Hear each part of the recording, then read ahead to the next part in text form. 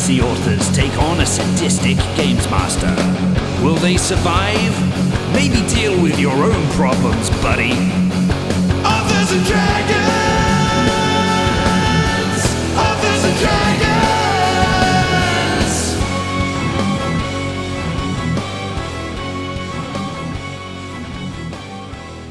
Hey everybody, I'm John Hartness, and I'll be playing the role of Fandango the Fantastical, Bard of Swimming? Good news, you can cast Fireball underwater. Bad news, Bjorg's behind me, so it's going to be harder to do.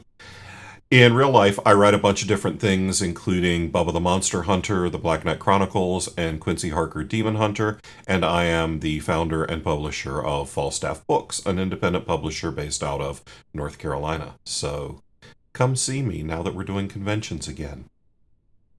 I am Joseph Brassi. I play the role of Bjorg Bjornson, enthusiastic and violent barbarian. I was an author on the Mongoliad books. My novels Skyfarer and Dragon Road can be found from Angry Robot Books and everywhere books are sold, and I am the author of such non-existent titles as Legend of the Five Wings, an adventure of samurai and Wingstop.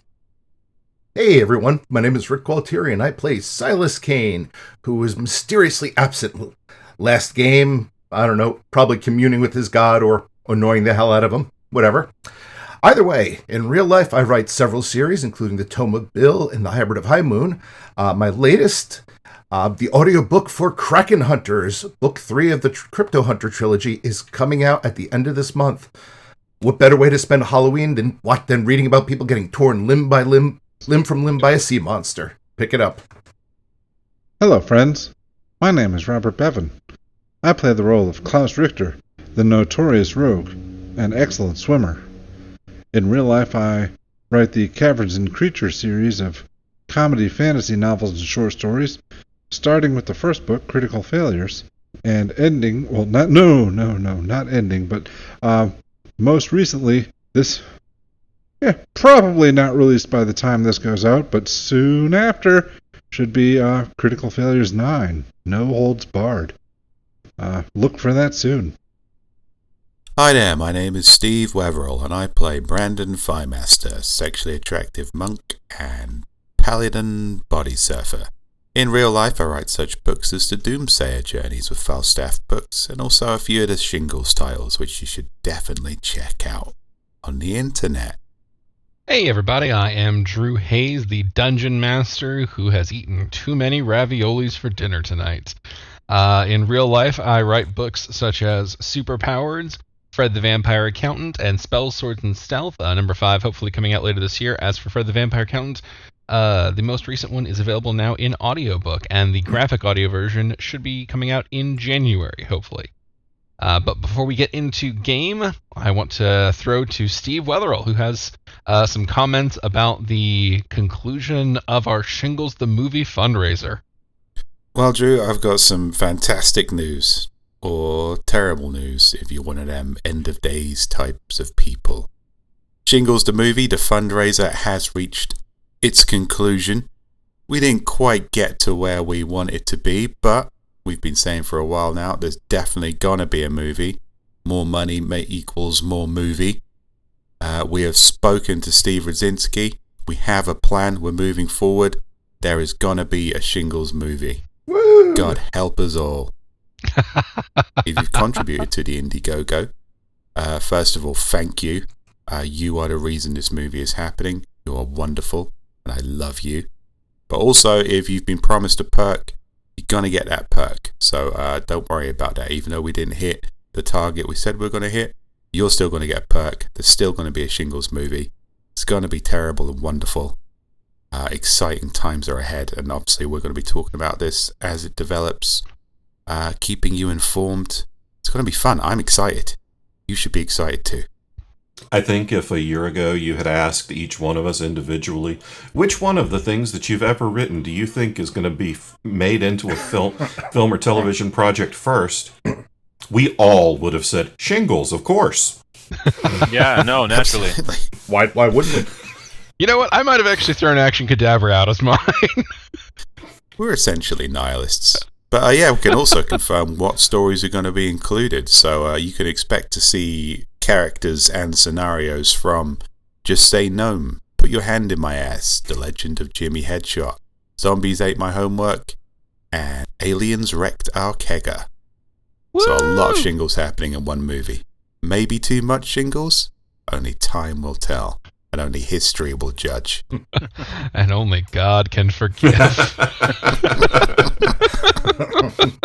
But he probably won't. And I'd like to add also, if you didn't contribute to this, fuck you, you failed! This is happening!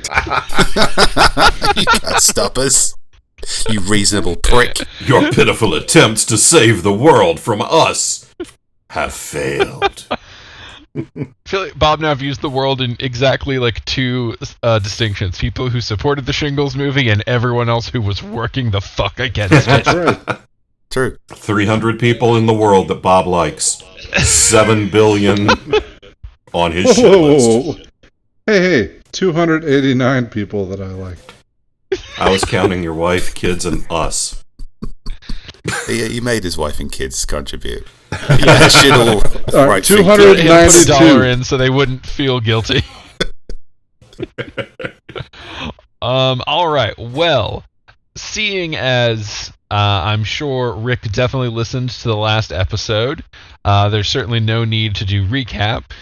But we're going to do one anyway, just in case the listeners maybe hadn't caught up on this strange scenario that they are walking into. Yeah, listeners, maybe you should be like, a little more dedicated. So, Silas, you walked into a part of a ceiling collapse trap and got a bucket wedged on your head. And ever since then, it's basically just been a weird cacophony of sounds and hits and things and you moving around. You haven't really been able to see or hear anything. Just mumbled and bits and pieces. But what do you know? You pop your bucket off and find yourself on a giant slide, shooting you upward. At the moment, you're careening toward a column. And this is a great time to remind you that there is a handout that you might want to check on Roll20 entitled Slide Ride that will be in your journal.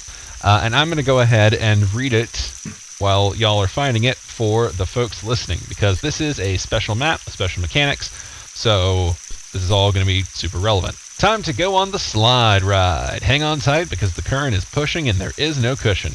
There are, however, lots of traps.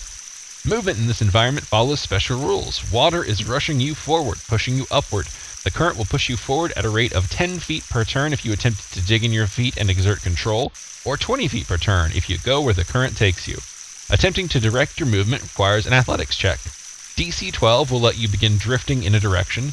DC 17 will allow you to swim forward or sideways to a horizontal square, or to a square within 10 feet. DC 22 allows a player to swim 5 feet backward. Certain obstacles can impart disadvantage on subsequent athletics checks, so be careful on the slide.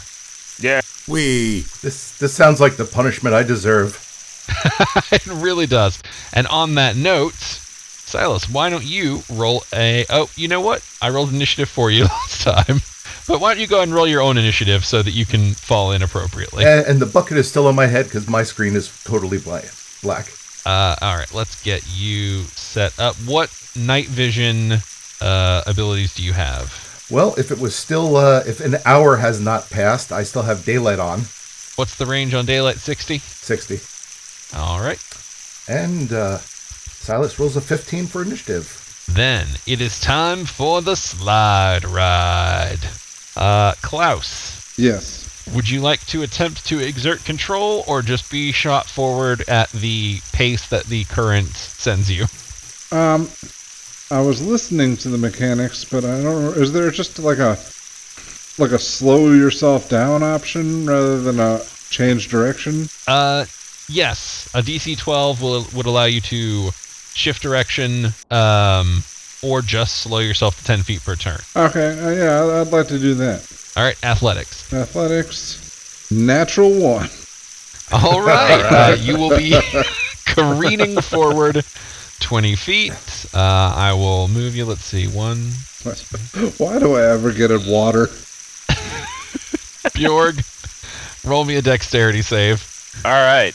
Let me see here. And that is, I believe, a 11. All right.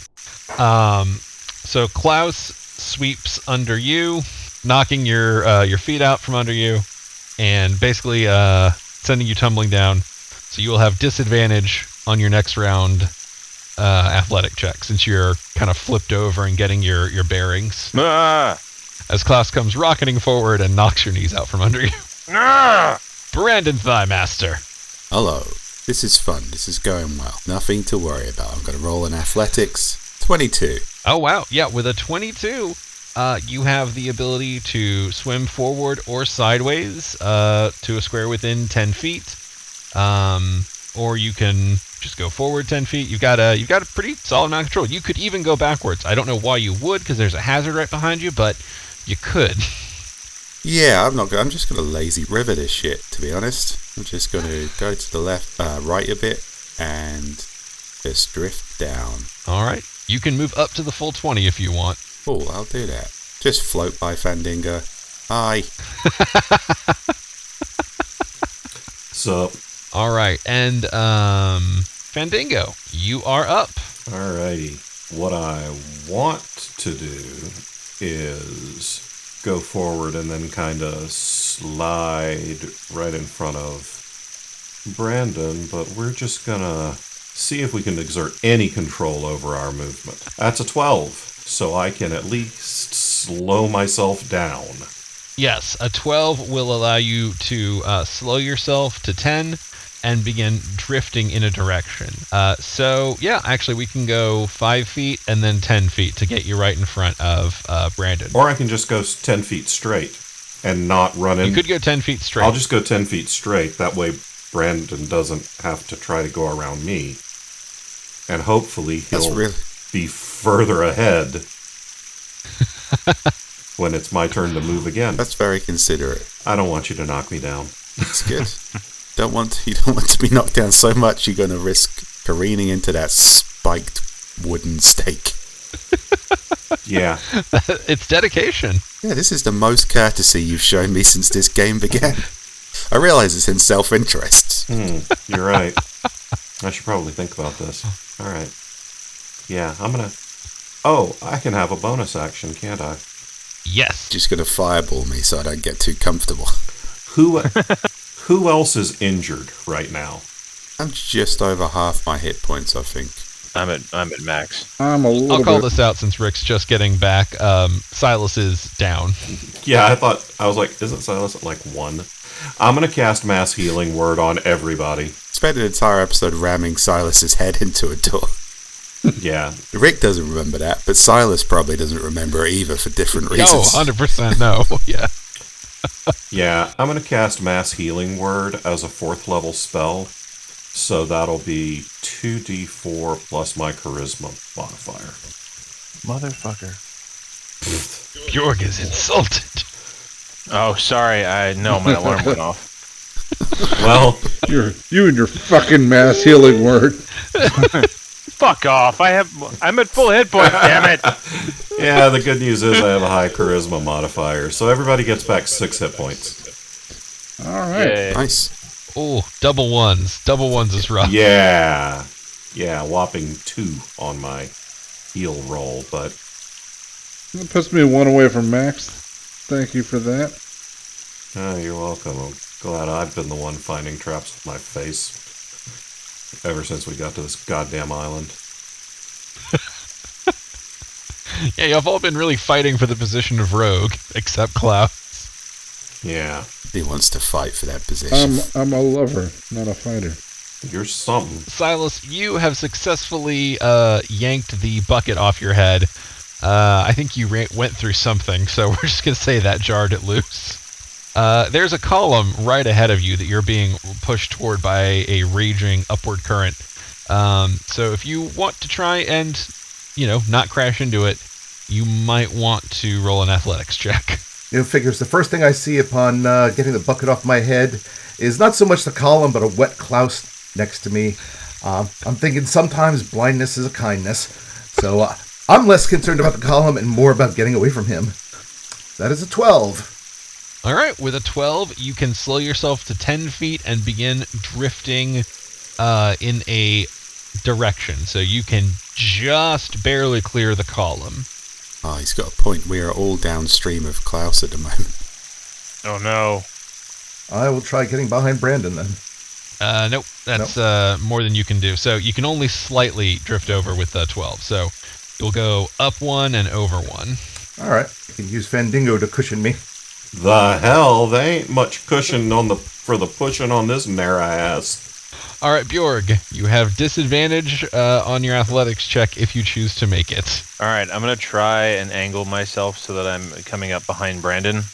So is that doable?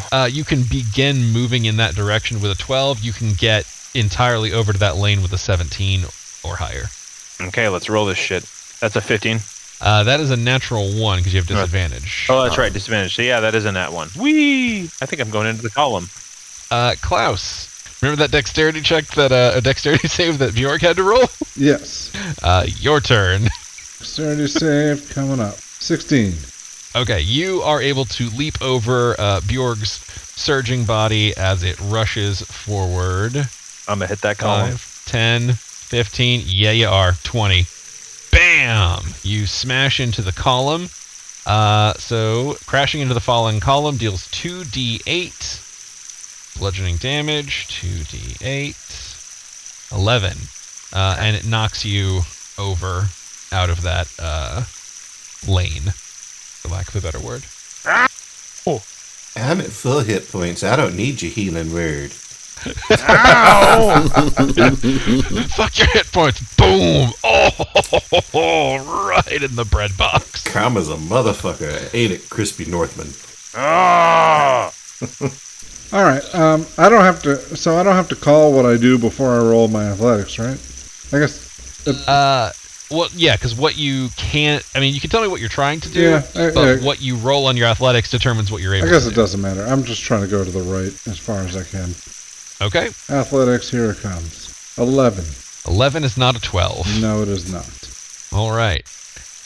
So, Klaus, you, like Bjorg, will go 20 feet, which would put you into smashing column range. So, that's going to be 2d8.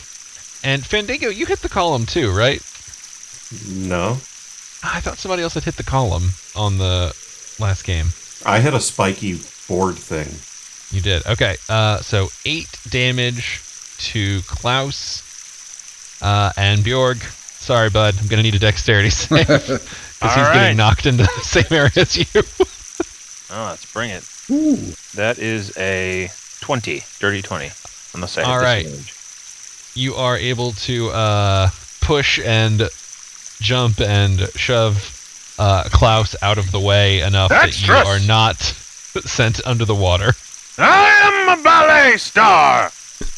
Brandon Thighmaster, it is your turn. There is a whole bunch of people immediately to your left on a crash course with a wooden plank. Yeah, it's just getting a bit crowded. I almost hope I don't make the DC so I can just drift at maximum away from this. I think you can just do that, can't you? Oh, you can. You just lose. If you're 12, you have to go 10 if you want control. At 22, at 17, you get more, and at 22, you can pretty much do whatever you want almost within your 20 feet. Well, I got 25. Okay, 25. Yeah, you can. Is there any way I can swim with the current? I just want away from these people. I mean, with a 25 athletics, yeah, I kind of feel like you should be able to increase your speed if that's what you want. It'll be... Oh, boy. All right. Oh, roll me a perception check with disadvantage. I feel like all my perception checks are a disadvantage, but here we go.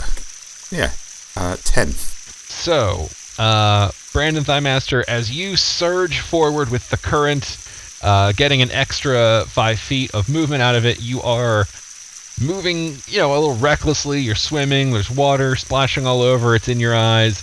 And you unfortunately, until you're upon it, you don't spot the wall spike. Oh, I was having such a great time. That stabs out and slashes you for 12 damage. I will scream out, hidden wall spikes, everyone. Not cool. Just when you thought it was safe to go back on the fun slide. I mean, not that I really thought it was safe at any time, I suppose. Does go rather counter to the message of the slide. Yeah. The important thing is I'm away from other people. You are, and at a distance that will be a little bit hard for most to close with that extra 5 feet. But Fandango, if you don't roll a good athletics, you are going into that wooden barricade. Yeah. So that's gonna sting, because that was a 7. That is a 7. All right. Well, good news, bad news. You take 2d10 piercing damage, but you do break the barricade. So you take 12 damage, but you have now All right, thank you for your service. I got this one, guys. We're good. Cleared the path. This corridor is trapped again, and once again the rogue is right at the back of the pack. No. This does not count as like rogue looking for traps. These traps are out in the open. The hidden spike the wall wasn't. spike wasn't. The wall spike got impaled on I don't have time to fucking examine walls as I'm being flushed down the toilet of death. Likely story. So I move 20 feet forward. Yep. I'm gonna cast Mass Healing Word again, this time as a 5th level spell. Probably a good move. So that'll be 3d4. Everybody gets 11 hit points back. Nice. Whee! Is everybody within range? Yeah, it's a 60-foot range. All right. Back to max. I have one more of these spells. Let's maybe. Now the question is, how much slide do you have left? Yeah. I got no idea. That's the fun of the slide. I suppose the good news is that, if we do die, the current will take our corpses to the end of the map. So, You're not wrong. I mean, we'll arrive. we could just all let Bjorg go first, bash through everything with his head, and I can heal him on the other side. Or set him on fire. Sisters! I mean, I'm willing to use up as many healing spells as it needs if we can just use Bjorg as a battering ram. Oh god, I just saw what's ahead. Or Silas, or any of you guys, really. Nobody? Bueller? Shit. Oh, I thought Bjorg was one level away from getting the persistent rage, which would allow him to be raging as he was going through this. And actually might make that plan pretty viable. But no, that's level 15. Yeah. That's a good one, though. That'd be great. I'm just going through this goddamn son of a motherfucker. I mean, I'm probably pretty close to being persistently raging the whole time I'm going through this, and I ain't even a barbarian. Silas Kane. I'm thinking I could just let the current carry me forward 20 feet. If you would like to do that, you may. Yeah, I think I shall. Okay. Oh, Silas caught up to me. Yay. Bjorg Bjornsson. I'm just gonna go the full 20 feet. I'm not gonna stop. All right, you're gonna let the current send you send you on. Yep, I think that's the best course right now. Okie doke. That'll probably send me into Silas, but Nope, you are all moving with the currents. You're all moving the exact same 20 feet. okay, cool. So, Klaus. I'm gonna try to slow myself down and let everybody else hit all this shit before I get there. Okay, roll me an athletics check. All right. 17. All right, 17. Yeah, you can slow yourself down to 10 feet. You can also move to a different lane if you would like. No, I like the lane I'm in. I'm happy to just move up 10 feet. Okie dokie. Then you have done so. Brandon Thighmaster. Okay. Don't want to smash into this column. So let's try and avoid 21 athletic. All right. Yeah, that is... let me double check here. That lets you get to a horizontal square within 10 feet. So if you want, you can go diagonal and get all the way to the other side. Here? I was actually going to let you go up like that. You're kind of still moving forward as you go. That's fine. And you didn't have to drift. You got the control. I'm a little bit more wary about the walls now. Also about the huge spinning blade coming up. I will cross that bridge when we come to it, I suppose. Indeed. By the way, could I have a perception check from you? So busy focusing on the giant spinning blade, you missed the wall spike. Ain't that just the way things go? 19. Okay. You notice that there is a oddly discolored section of tile in the area, like right in front of you, as you're, it's all kind of happening at once, but your head dunks underwater and you're like, oh, that piece looks a little different. And these aren't very, you guys are hitting the ground as you're kind of being surged and pushed along. It's not super deep.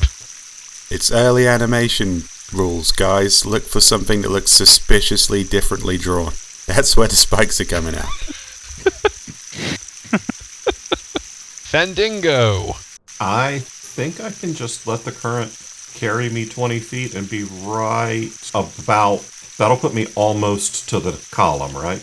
Yes, that will put you in a not literal but metaphorical do or die of if you don't athletics well on the next one, you are getting smacked. Yeah, well, that's kind of a given. All right. Then you can go forward 20 feet. I will do that. Silas Kane. That seems to make the most sense, so I'm just going to do the same. I'm just going to drift behind him, because that still gives me 10 extra feet in case his face smashes into it. Okay. And Bjork? Let's see. Let me just look at where I am. I'm just going to go another 20 feet. All right. Yeah. And Klaus? Yeah, I'm going to do the same things last time. I'm just going to try and drag. All right. Athletics check.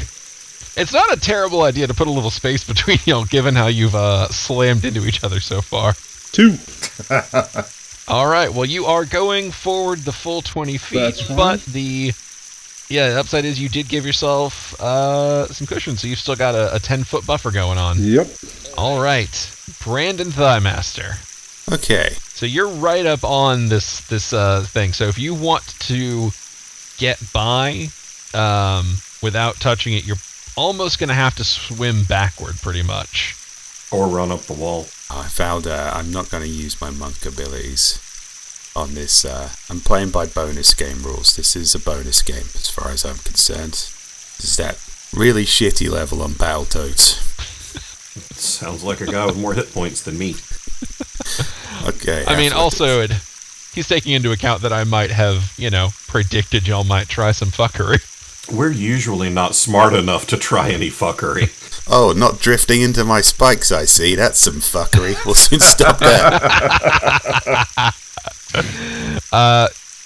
Actually, Brandon, you're the only one who's experienced this. The wall spike is just a spike that's cleverly disguised. It does not. There was nothing discolored about the floor around it. Yeah, well, I don't think I can avoid anything anyway because I rolled a 10 athletics. No, that is you're at the will of the current. But the fun part is that you have unveiled one of my favorite parts of this thing, the Sproing. Drawing. Oh, shit. Drawing. Alright, that's pretty cool. Okay, here we go. So the Sproing fires any large or smaller sized creature 15 feet into the air upon connection, and the player lands 20 feet forward and takes a d6 of damage. And 20 feet forward is right into... Jesus. Oh boy. That's gonna sting. At least we're in water in case bits of Brandon get all over us. Well, I'm upstream from you guys. So that's 6 falling damage, and the Shredder deals 3d6. The Shredder. But that is only 7 because it rolls very poorly. Oh, well, lucky me, I guess.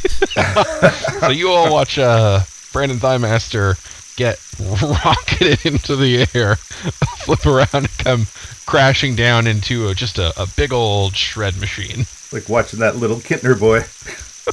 Oh, no. Dude, And Fandingo, it's your turn. did Brandon manage to break any pieces of the giant shredder machine with his face? No. Damn it. No, he has basically just been hit and I think probably pushed out. I gotta find the settings for that one. I don't think the little Kittner boy broke anything either. Just deals damage to anyone who passes through that square. So, Fandingo. Fandingo rolls a 20 athletics. Okay, with a 20, you can swim forward or sideways to a horizontal square within 10 feet. So you can definitely avoid the column. But I can't, bounce off the wall and move diagonally forward.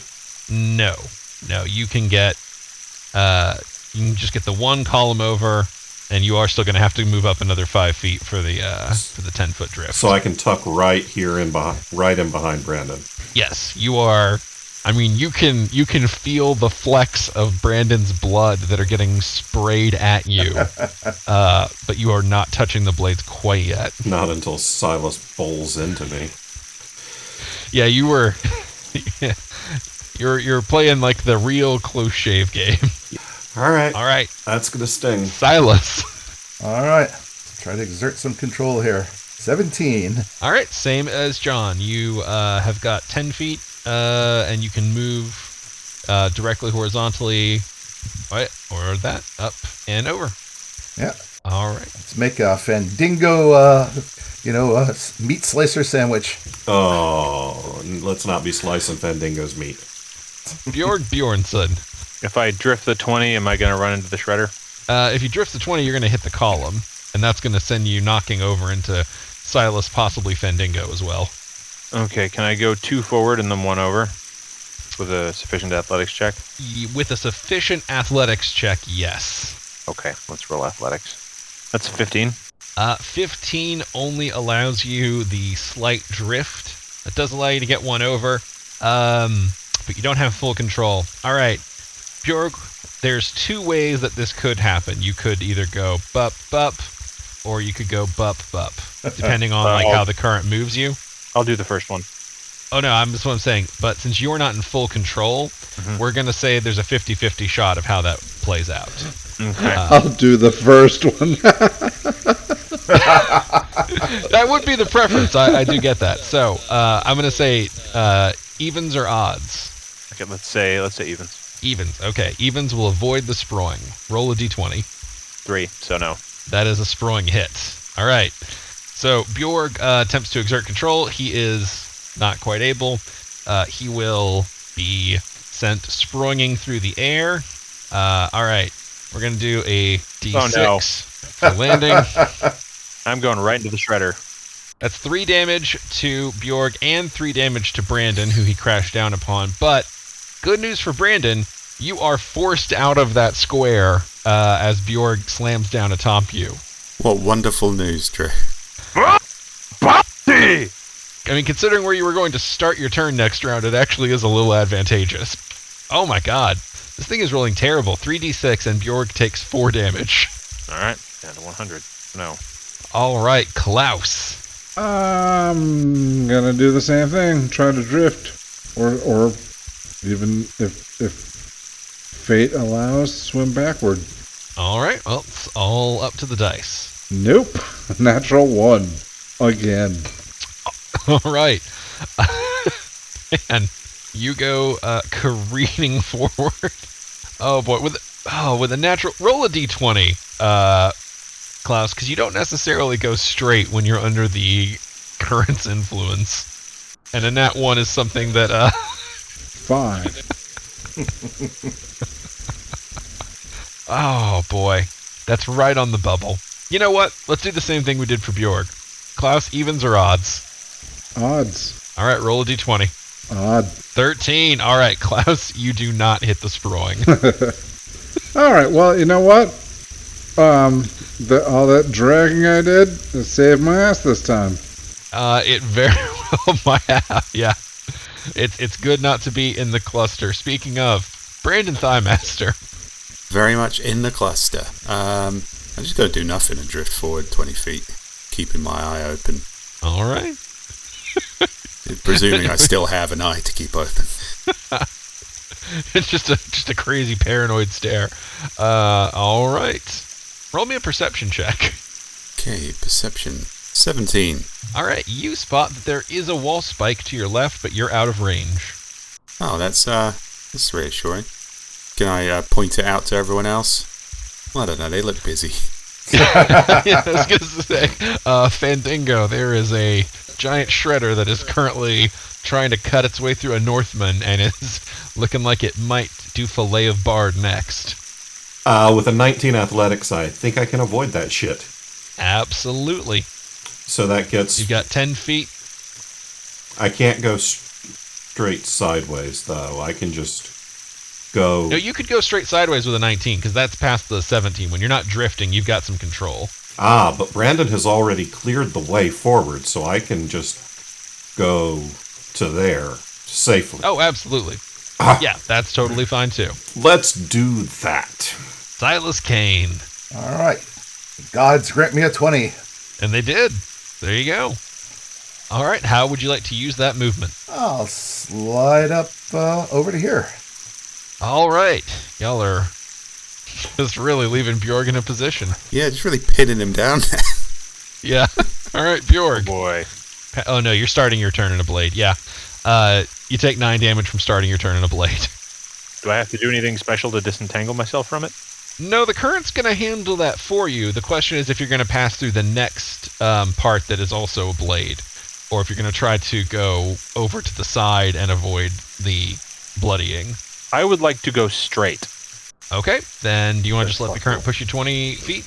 Yes, because that is a blade right there. A bold strategy, God. Just power through. 11 damage. It's the barbarian way. All right. Oh. That's done. Yeah. You should have got a momentum boost from the direction of the blades.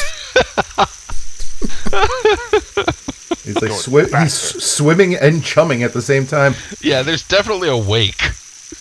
Ugh. It's like a sweat lodge. As Bjorg floats up beside me, I'll say, there's a wall spike over there, mate.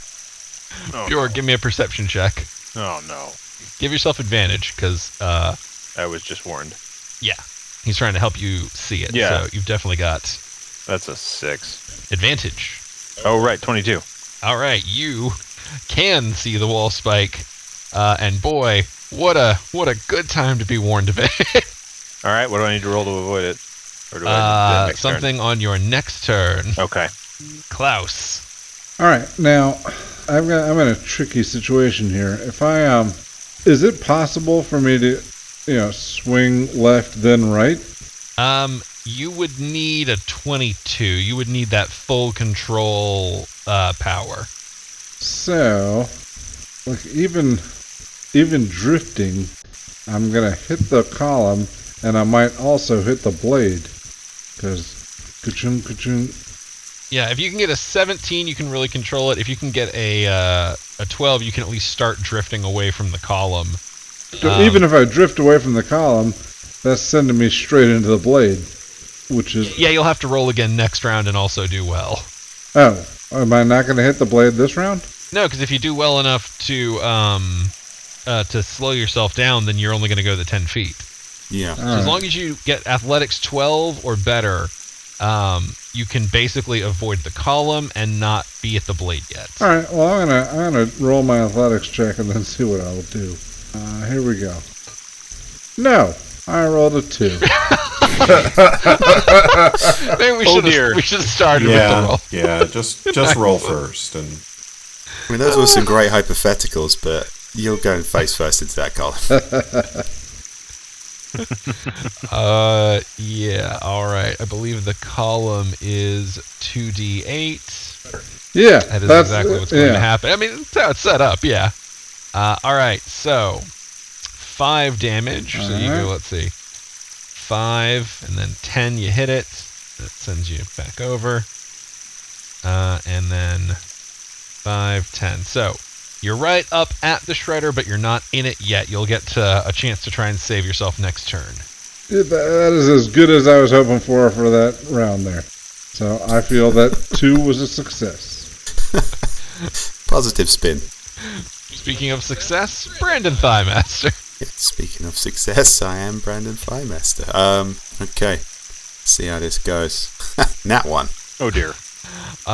You know what? You might actually be 1, 2. Yeah, you go 20 feet. There's really nothing where you were for me to hit you into, so yeah. That's a good place to not want it. You tumble around and you go under, but you no substantial damage. You're fine. You're just 20 feet ahead. Stubbed my toe on the way. All right, Fendingo. All right. If I roll well enough, is it possible for me to go 15 feet and grab Bjorg and stop myself before I pass him? No. Because remember, at no point are any of you stopping. You're kind of just slowing yourself against the current. Right. Where we represent it as starts and stops, but you're all collectively moving constantly. Oh, well, I'm just going to go 20 feet forward because I rolled a 10. There we go. So, yeah, well, I'll just roll first, and then we'll see what I'm going to do. Sorry, Bjorg, I tried to make it so you had a clear space that you would not have to knock me ass over tea kettle to avoid the spike, but here, this is where we are now. That's all right. Silas Kane.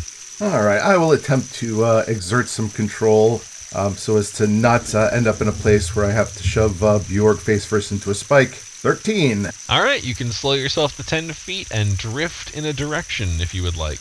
Nope, just going to keep going straight. Alrighty, Bjorg. It's not quite do or die, but it's definitely do or get a very close shave time. Okay. Can I go over the thing or under the thing? No, this is it is wedged right in there, and again, it's kind of a narrow passage. You're gonna get sliced. Okay. So my only choice is through Fendingo. Or you could roll high enough to go back and over, or just if you could roll 22, then you could go back and have perfect control of your movement and basically just kind of stay within that range of Fendingo and Silas. All right, let's try that because I don't think he would shove Fendingo out of the way. All right, let's do this. Athletics, 16, so no. Okay, you can slow yourself to 10 feet and attempt to drift in a direction other than the one you are going. I'm going to move one over directly to my right. Okay, so we'll put you... if you're not willing to go through Fendingo, then we'll just put you through the spike and then up one. Yay! All right. I think the spike does, 2d8? Yay. Wall spike. 2d8 slashing. Considering how much Fendingo has been healing on this slide, not knocking out the healer was probably the right call. Yes. 11 damage, Bjork. All right. Ow! Speaking of do or shave, Klaus, there's a very bloody saw in front of you. Yeah, I see it. All right. I will attempt to move to the right. Natural 20. All right. Yeah, you can. You can move directly to the right. You can go all the way over. You can hold yourself back. You've got. I want to move exactly 1 square to the right. Okay. A 22 lets you go backwards, so I think a nat 20 certainly lets you hold the line if that's what you'd like. That's what I want to do. All right. That is very fair. What a time for that. Thank you. that was a good time. That's an adrenaline natural 20. Klaus ran across the water like Brandon. Oh. Okay. Athletics. A 10 athletics means I'm eating some column, I believe. It does indeed. All right, you will take 10 damage as you go 5. Boom. Biff. And then it'll put you there. Oh man, this slide sucks. You have tested its durability, and it was not found wanting. Yeah, I don't know if I should bother relaying that information to my comrades. I assume they understand by now. I'll give it a go. Don't smash into that column. On it. Quite literally, yeah, Fendingo. It is your turn. I'm going to use my bonus action at the start of the round and cast Mass Healing Word again. Very solid use. Everybody gets back 5, and I'm now out of Mass Healing Word. So, hope y'all got some potions. That could be an And issue. I'm back up at max. I feel great, y'all. The good news is y'all are almost to the end of the slide. The bad news is I rolled a 6 athletics, so... Bjorg, roll me a The dexterity. worst news is we can see the end of this thing, and it doesn't look pleasant. No, that looks very bad. What do you need me to roll? A dexterity save as Fendingo rockets underneath you. That is an 18. Oh yeah, if you're just muscles over Fendingo. It's not the first time I've dove through Bjorg's legs. Silas Kane. All right, I will let the will of the gods decide, and I will let the current carry me forward. 5, 10, 15. Bjorg, roll me another dexterity The save. will of the gods is going to rocket you straight into Bjork's asshole. Damn it, y'all. That's a 10. All right. You should have Bjorg, repented. You are knocked sprawling as Silas. You're feeling so good about that deft dodge of Fandango that you don't notice Silas come crashing in and knock you down, giving you disadvantage on the next athletics one. But you might get to return the favor because it is now your turn and you have disadvantage. If I go 20 feet forward, am I going to hit the column? You know what? I actually am not. 5, 10, 15, 20. No, you're just going to hit Fandango. All right. You know what? I don't think I can realistically. I'm going to let it take me. Okay. Silas and Fandango, roll me dexterity saves. 19. No, that's my 19. You rolled a 16. No, that's my 19 too, because I get a plus on all saving throws.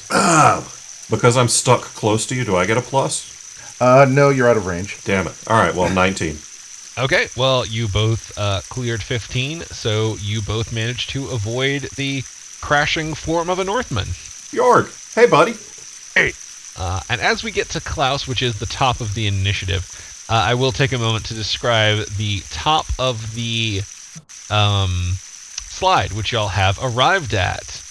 At the very top, there's been traps and stuff to clearly take care of vermin or anything that gets stuck in this slide.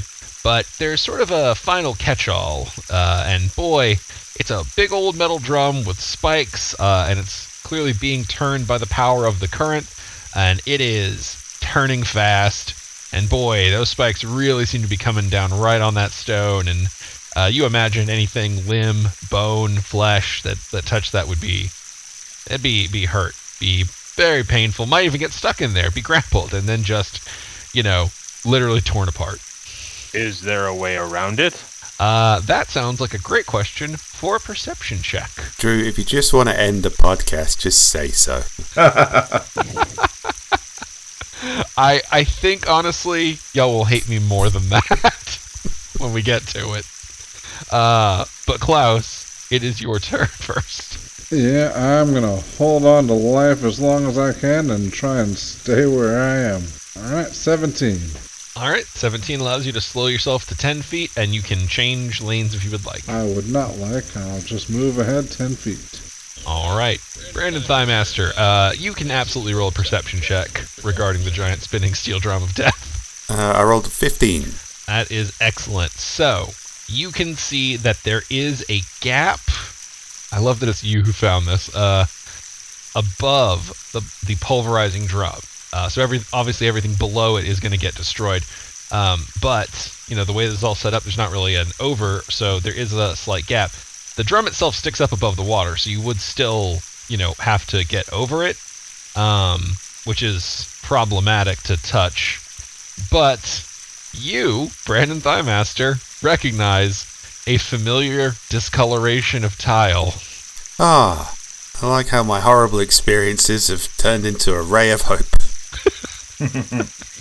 You are such a dick. I love it. And you're a dick. But I love it. Alright, everyone. It's Super Mario tactics. Do what I do. I don't know what that means. He was a monk from our temple. Really good at jumping. We all eat mushrooms? Yeah. Also had a drug problem. So, do what you do. Rub ourselves and be a narcissist? Got it. Well, do that. I'm in. Do that as well. But actually, do what I do, providing I don't die while I'm trying to do it. If I die, try something else. Well, how about an athletics check, Brandon Thighmaster? 20. Okay. All right, you've got you can slow yourself down to 10 feet and move pretty well as you like within that 10 feet, as long as it's not backward. Alright, I'll avoid this barrier and hope I roll sufficiently to get on the old Sproinger next turn. All right. Fendingo. All right. I'm going to bounce off that column and say ouch a lot, because I rolled an 8. Yes, you are. All right. So that is going to be 2d8. So 13 column damage as you go 5, ow, 10, 15, 20. Ow. Well, I can't cast Mass Healing Word anymore. See if you can cast Mass Bleeding Word. Oh yeah, I definitely managed that. Yeah, that's what I got, because drinking a potion is an action. And would be pretty hard to do in this circumstances anyway. It's still worth a shot. Oh yeah, it would be worth the gamble. Silas Kane. All right, 26. Woo! All right, you have got full control. You can go 20 as you like, or 5 back. Done and done. Bjorg Bjornsson. Okay. No, if I go straight forward, I'm hitting the column. Yes. I'm going to try and slow myself down enough that I can come up behind Silas. All right. Roll me in athletics. That's an 11. All right. Into the column we go. Yay! So let's see. Bjorg, you hit the column. Fendingo, you hit the column. Brandon, did you hit the column? Yes, I hit the column, I think. 10 damage, Bjorg. Okay. All right. So let's do Bjorg's movement real quick. Boop. 10. Back. And then Silas, roll me a dexterity save. All right. Ooh, nat 1. All right. Bjorg sweeps under you, knocking you down, and you now have disadvantage on your athletics check next round. Oh, dear. I deserve this. Well, he's not wrong. You do. But there's also a creaking crack as the column, after 3 hits, gives way and falls into the water with y'all. Is it also moving downstream? It will be. Oh, boy. Hey, guys, I think I figured out how to stop the big thing. By big thing, do you mean the mashy thing or you? The mashty thing. The column already stopped my big thing. Well, sorry about that, pal. Yeah, I was going to say, let's just go to class before we get lost in dick jokes. Too late. That's normally why we go to class. Yeah, I'm gonna do the drag. All right. Roll me athletics. 10. 20 feet forward. That's fine. All right, Brandon. Okay, let's see how well or badly this goes. Athletics, 16. All right, that enables you to drift, which you can go it into the Sproing lane. I would like. Yeah, I'm committed to this Sproinging option.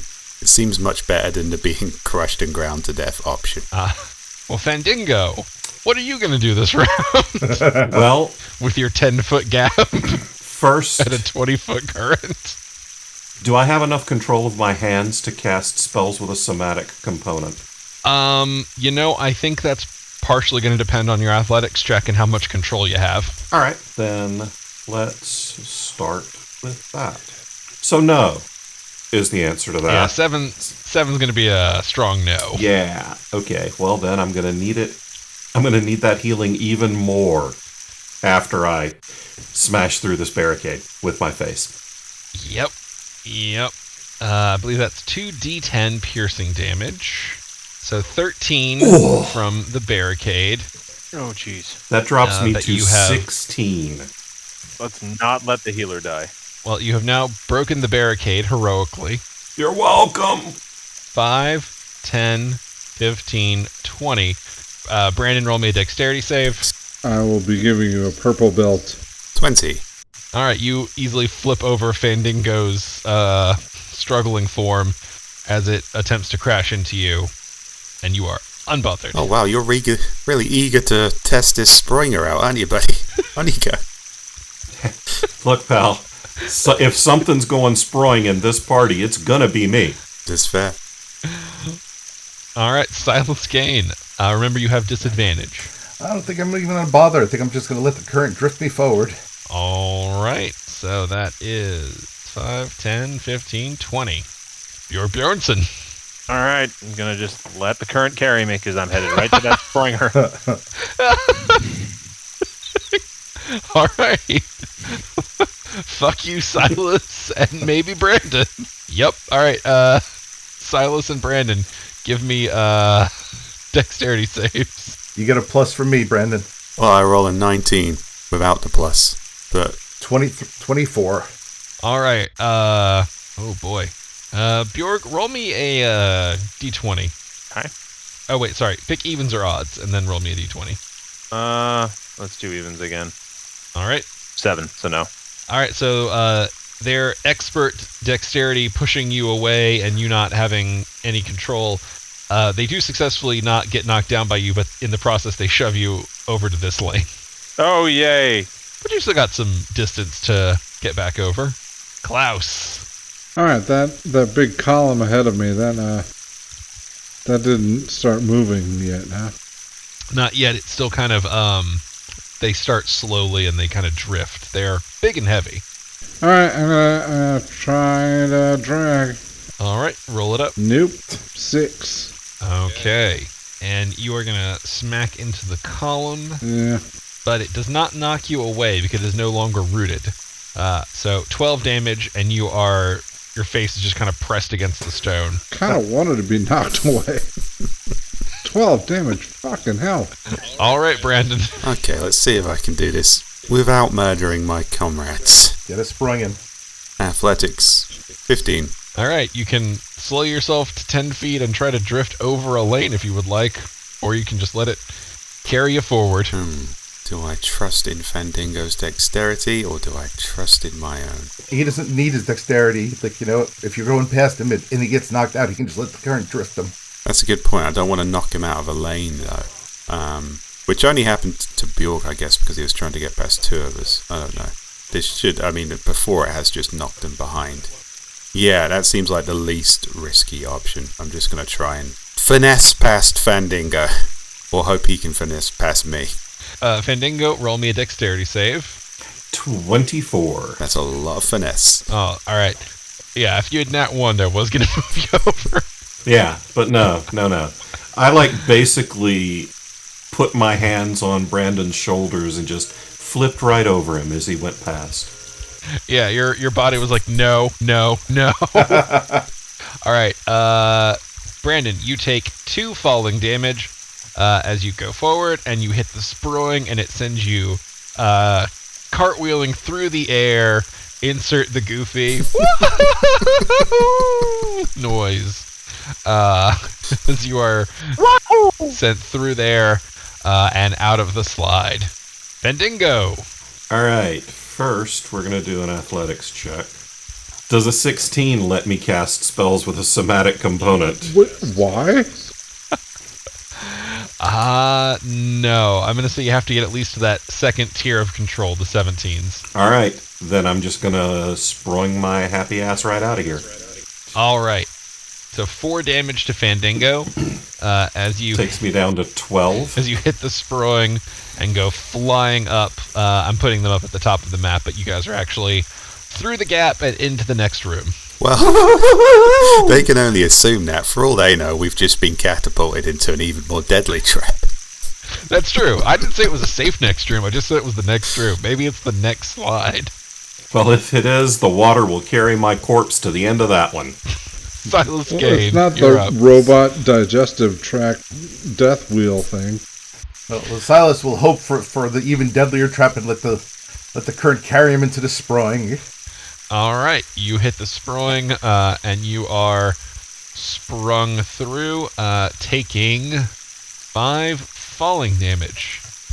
Hey, also, you're at a level 11 monk. Brandon, don't you have a way to mitigate falling damage? Yeah, but at this point, I'm just glad to be on the ground, I imagine. Bjornsson. All right, I'm going to roll in athletics to try and get over into the Sproing lane. Brandon can't make a superhero landing because when he Sproinged out of there was no one to see him land. So his monk abilities don't work without an audience. That's an 11. Oh boy, that is not enough. Okay. So how All far right. forward do I go? Oh boy. You You are there. It is possible to get over to the Sproing. I got one more chance, and then I'm dead. And then, well, I put it this way. I made sure to build a mechanic for swimming back in just in case. But on Bjorg's turn, Klaus, you feel the column start to drift and give way. And Klaus, it is your turn. Man, I really wanted that column to bounce me to the side. I got the worst of all possible effects. Alright. I would like to drift to the right. Yeah, poor you bumped into a column. Yeah, I got damage from it, but it didn't do me the service of bumping me out of the way of the death wheel. Natural 20! Fuck you, column! Eat your shit!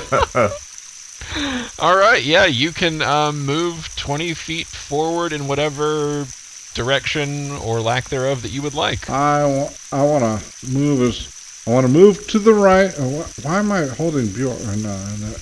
I want to move to the right and as far forward as I can toward the Sproing.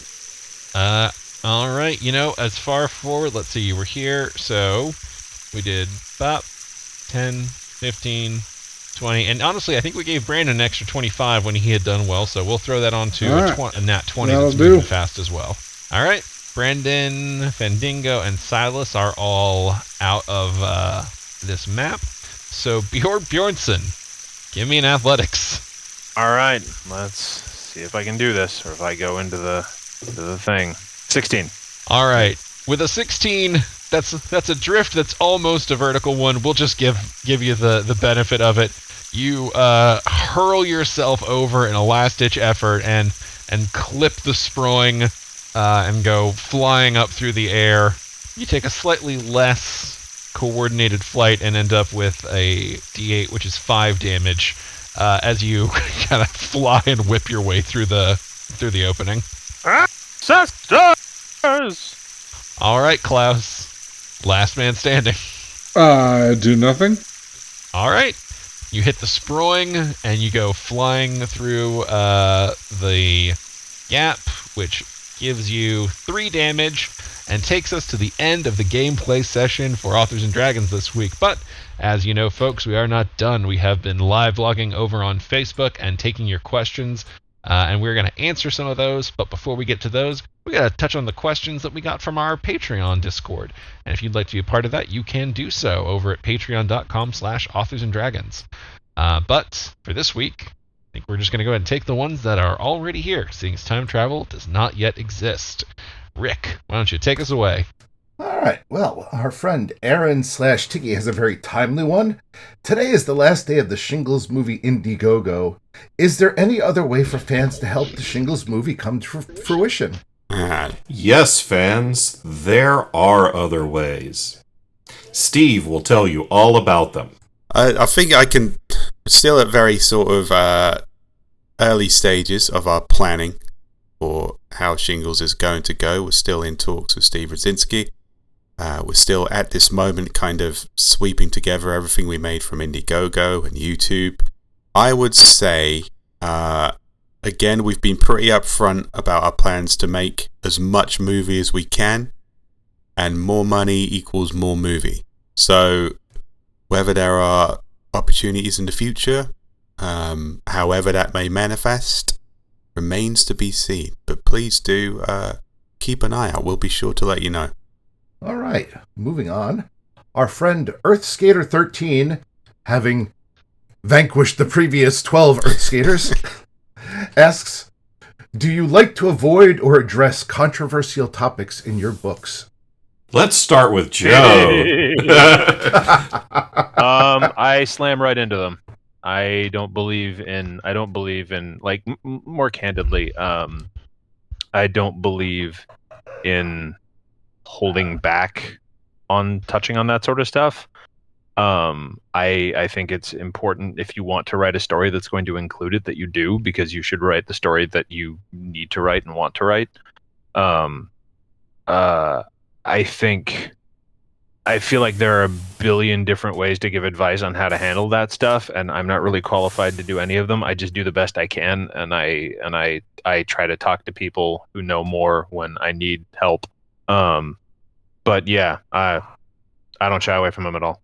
I don't either. I know that there's a school of thought that says don't get controversial or don't take controversial stances in your fiction because it'll turn off a certain section of readers, but I've never had that be the case.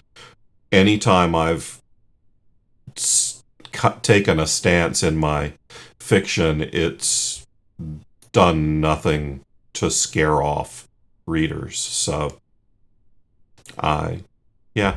I was going to say I slam into it in the exact opposite way of Joe, and the only readers I've scared off is Joe.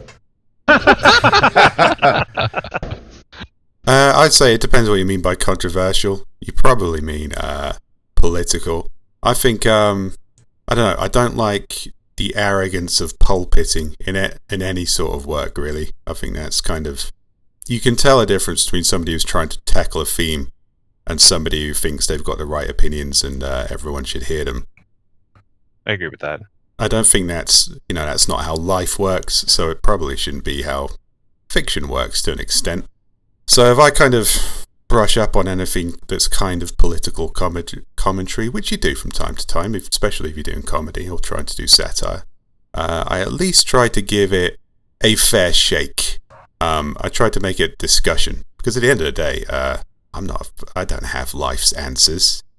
If I did, I'd be rich. So to assume my characters have all the answers is probably folly as well. So I at least like to present interesting philosophical discussions or political discussions, and I'll usually kind of have a character lean one way or the other, but I won't kind of insert myself into that obviously and vigorously, because it kind of, I guess, betraying the discussion there. If it's not a discussion, it's a lecture, and you don't need that from me. Why do you need that from me? I'm a fucking comedy writer. I'll insert myself into anything. I'd say I'm kind of similar to Steve in that, like, I'm there to tell a story, and I'm there to entertain and give people an escape from this reality for a few hours. So I mean, if a topic fits in the story and makes sense, I'm not going to step away from it, and sidestep it. But I'm also not going to purposely veer into it just to veer into it. It really has to fit into the story. I mean, that said, I have characters who do and say controversial things all the time, mostly because they're assholes.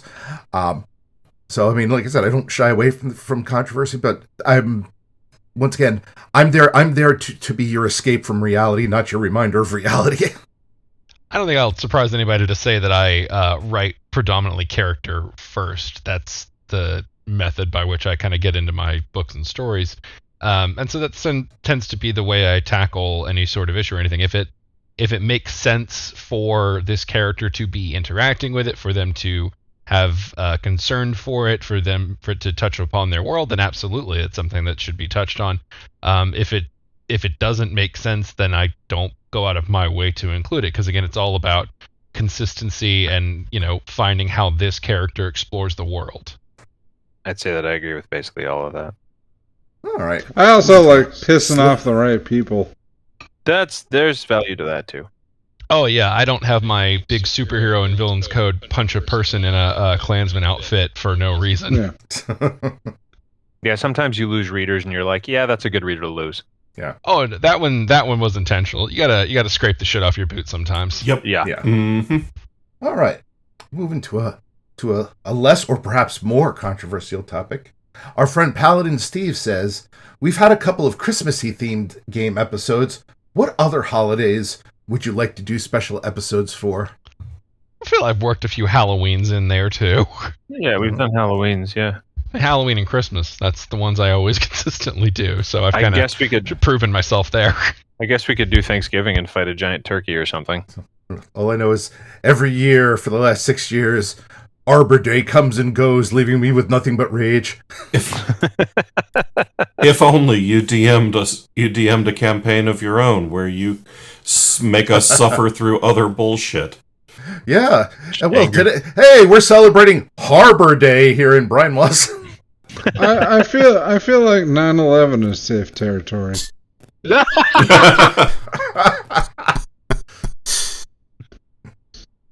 Oh God.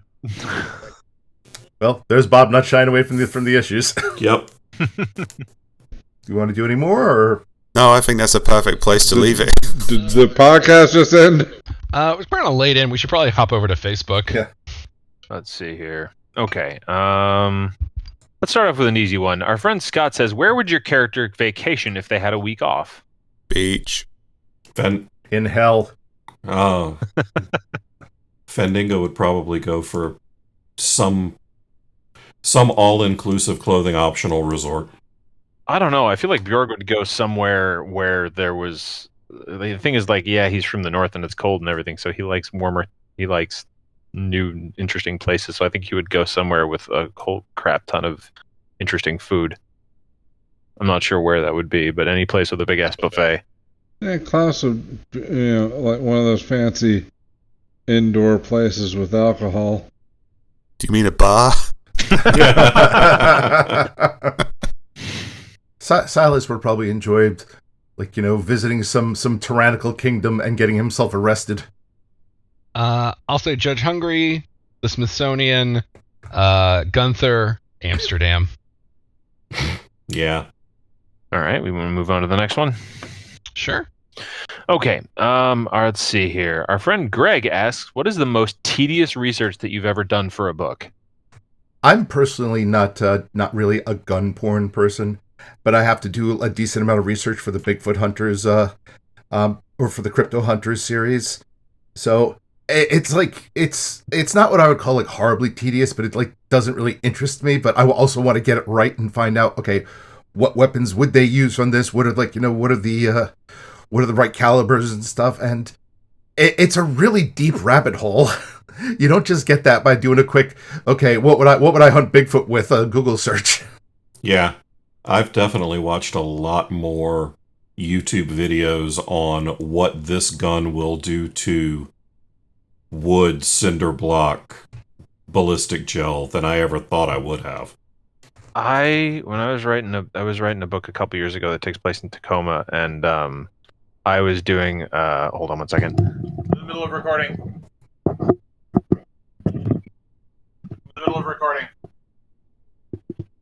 No. I'll be done in a second. Basically, I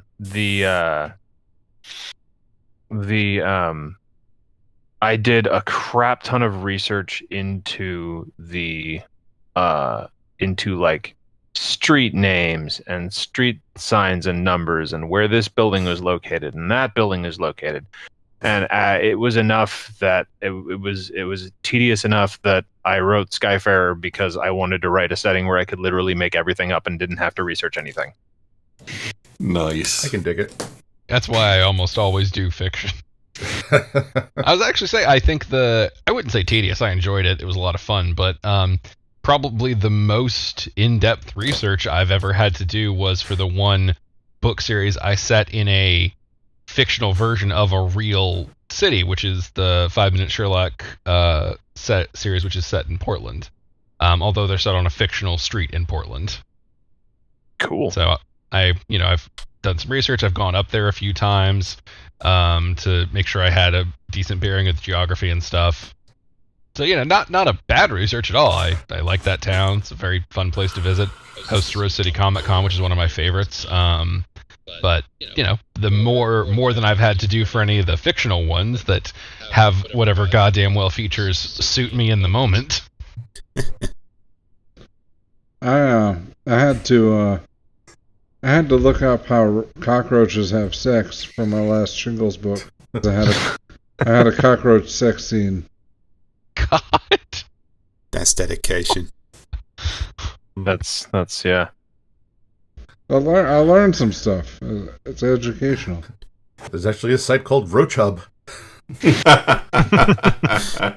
I have a device in my books called the DOFA, the Dimensional Oscillation Frequency Energy Regulator or something. and basically teleports people through time and space.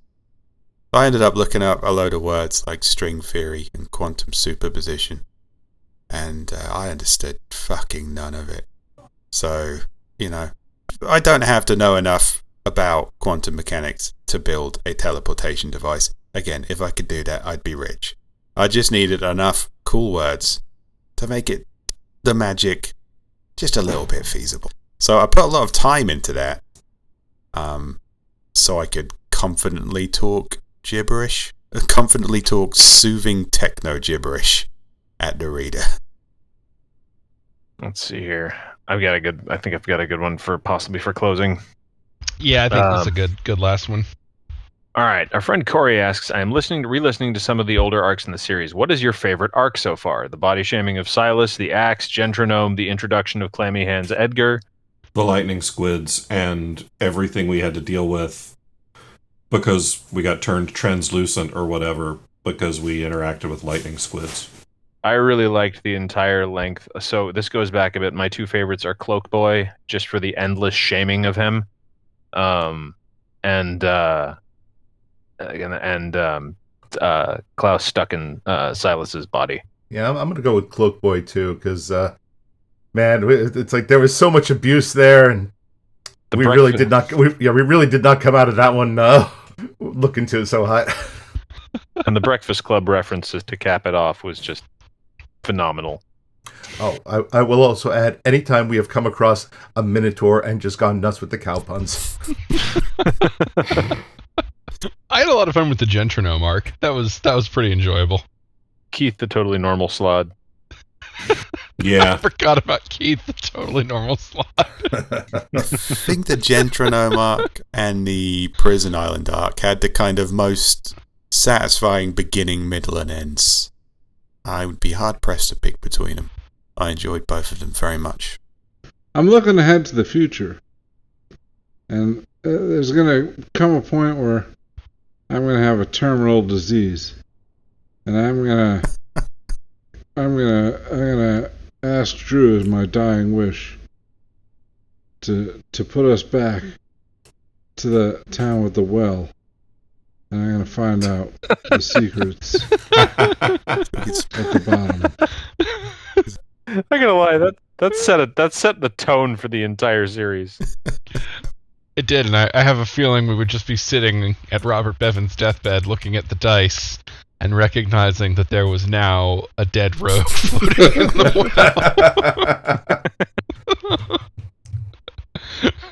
well. Probably.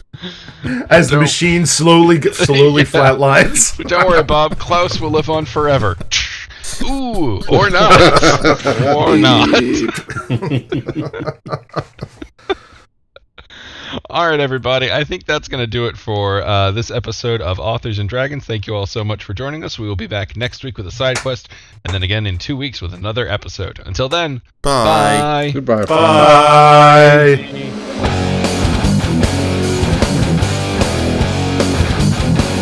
Authors and Dragons is brought to you under a Creative Commons license, meaning you are free to share this material so long as credit is given to those who created it, which is us, the people you just heard play the game. Opening and closing themes performed by the Gore Core 4. Authors and Dragons! Authors and Dragons!